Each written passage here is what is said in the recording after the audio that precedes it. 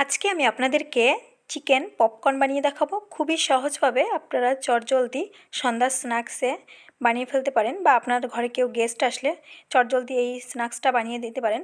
তো দেখুন কিভাবে বানাই। প্রথমেই আমি এখানে 500 গ্রাম মতো চিকেন নিয়ে নিয়েছি, আর চিকেনটাকে ঠিক এইরকম ছোটো ছোটো করে পিস করে নিতে হবে। তো আমি একটা বড় বাটিতে নিয়ে নিয়েছি। এবারে চিকেনটা ম্যারিনেট করে নেব। প্রথমেই আমি চিকেনে দিয়ে দিচ্ছি 1 চামচ মতো ভিনিগার, দিয়ে দিচ্ছি 1 চামচ সয়া সস। এখানে আপনার ভিনিগারের বদলে লেবুর রসটাও দিতে পারেন, এতেও কোনো স্বাদের বদল হবে না।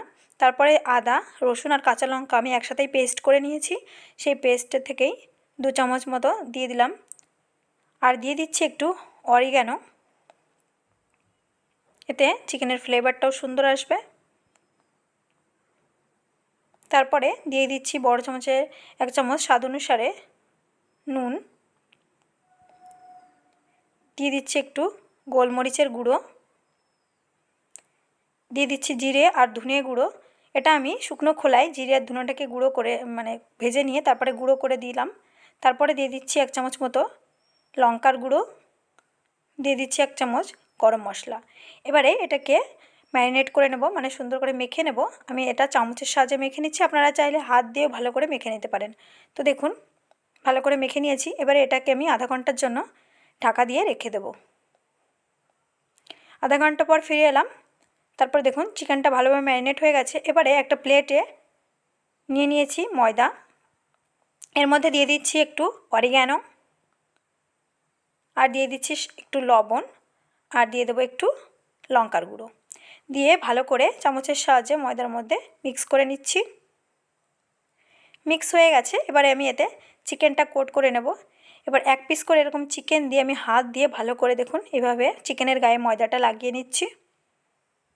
আর এখানে আমি একটা একটা করেই করেছি যাতে ভালোভাবে হয়ে যায়, আর একসাথে অনেকগুলো দিয়ে দিলেও একটু প্রবলেম হয়। তো আমার কাছে একটা একটা করে করতেই সুবিধা হয়, আপনারা অনেকগুলো দিয়েও করতে পারেন। তো দেখুন এবারে ঠান্ডা জলের মধ্যে আমি এটা ডিপ করে নিয়ে তারপরে আবারও দেখুন ওর গায়ে ময়দা লাগিয়ে দিচ্ছি, এভাবে হাত দিয়ে মাখিয়ে মাখিয়ে। আপনারা আপনাদের সুবিধা অনুসারে করবেন। আমি এরকম একটা একটা করে নিচ্ছি, আর এরকম একটা একটা করে এইভাবে কোট করে নিচ্ছি ময়দার মধ্যে।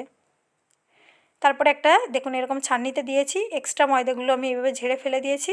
তারপরে এই দেখুন এক জায়গায় আমি এইভাবে রেখে দিয়েছি। এভাবে আমি কিছুক্ষণ 10 মিনিট মতো রেখে দিয়েছি। তারপরে আমি এটাকে তেলের মধ্যে ডিপ ফ্রাই করব। লো হিটে এটা ফ্রাই করতে হবে, 7 থেকে 8 মিনিট মতো লাগবে। আর এটা অবশ্যই লো হিটে করবেন, নাহলে চিকেনটা কাঁচা থেকে যাবে আর উপর থেকে পুড়ে উঠবে। তো এইভাবে দেখুন তেলটা একটু বেশি দিয়ে ডিপ ফ্রাই করতে হবে। আর কালারটাও দেখুন চেঞ্জ হয়ে গেছে, এরকম হালকা লালচে ব্রাউন কালার আসলেই বুঝে নেবেন ভাজা হয়ে গেছে। তো আমি প্লেটে সার্ভ করছি সসের সাথে। আপনারা অবশ্যই একবার ঘরে ট্রাই করতে পারেন, সত্যিই দারুণ হয়েছে চিকেনের এই পপকর্নের রেসিপিটা। আপনারা অবশ্যই ট্রাই করবেন। তো যদি আমার ভিডিওটা ভালো লাগে অবশ্যই লাইক করে দেবেন, আর আমার চ্যানেলটিকে সাবস্ক্রাইব করে দেবেন। Thank you for watching.